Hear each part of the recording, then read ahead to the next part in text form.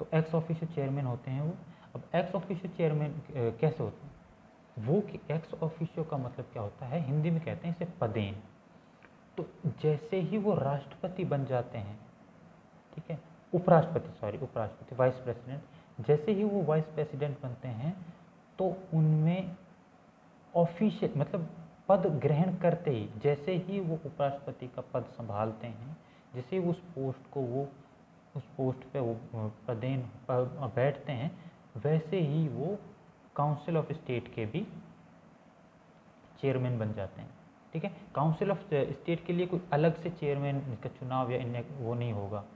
जैसे ही वो vice president बने, वो वाइस प्रेसिडेंट बनने के साथ साथ उनके साथ एक और एक एक्स ऑफिशियल एक स्टेटस जुड़ जाता है। वो जो स्टेटस होता है इस चीज़ का, काउंसिल ऑफ स्टेट के चेयरमैन का। इसी तरीके से जो अपॉइंटमेंट होती है वो होती है एज ए एसडीएम। ठीक है, वो कलेक्टर नहीं होता है, वो जो सबसे पहले वो डीएम होता है, डिस्ट्रिक्ट मजिस्ट्रेट होता है। तो डिस्ट्रिक्ट मजिस्ट्रेट जो होता है वो एक्स ऑफिशियो कलेक्टर होता है।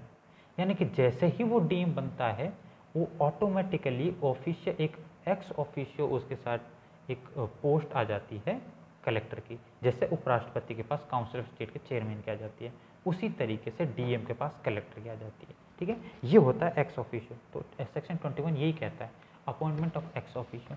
ये इतना इसलिए कहते हैं कि कितना घिचपिच हो जाए, इतने सारे ऑफिसर्स हों। ठीक है, कि एसडीएम अलग है, एसडीओ अलग है, तहसीलदार अलग है, कलेक्टर अलग है, एसडीएम अलग है, वो एडीएम अलग है, डीएम अलग है, अलग अलग पर्सन बन रहे हैं।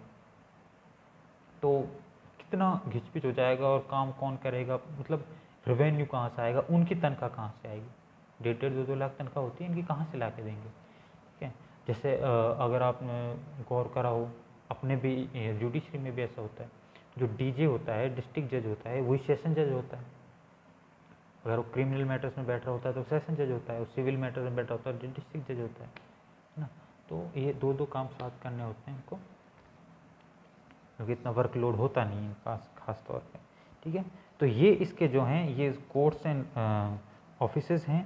ठीक है, इसके बाद इसमें जो हैं इनकी पावर्स दी गई हैं, क्या उनकी पावर्स हैं, कैसे वो सारे वर्क करते हैं, ये सब जो है पावर्स हम डिस्कस करेंगे इन नेक्स्ट क्लास।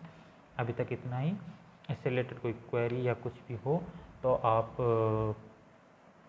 किस वे में मुझ तक पहुँच सकते हैं ये मैं नहीं जानता, लेकिन आप वीडियोस देखें तो उसके बाद आपकी कोई क्वेरीज़ हो तो आपका डिपार्टमेंट में, हमारे लॉ डिपार्टमेंट में किसी के भी थ्रू कैसे भी आप अगर चाहें कि मुझे वो क्वेरी, आपको वो क्वेरी सॉल्व आउट करवानी है तो आप मुझसे कांटेक्ट करें, या जो ऑर्गेनाइज़र मैम हैं उनसे जो कहते हैं वो मैं उनसे बात करके या उनके थ्रू या डायरेक्ट उनसे मेरे कॉन्टेक्ट नंबर लेके कैसे भी अगर वो अलाउ करें तो आप मुझसे क्वेरी पूछ सकते हैं, और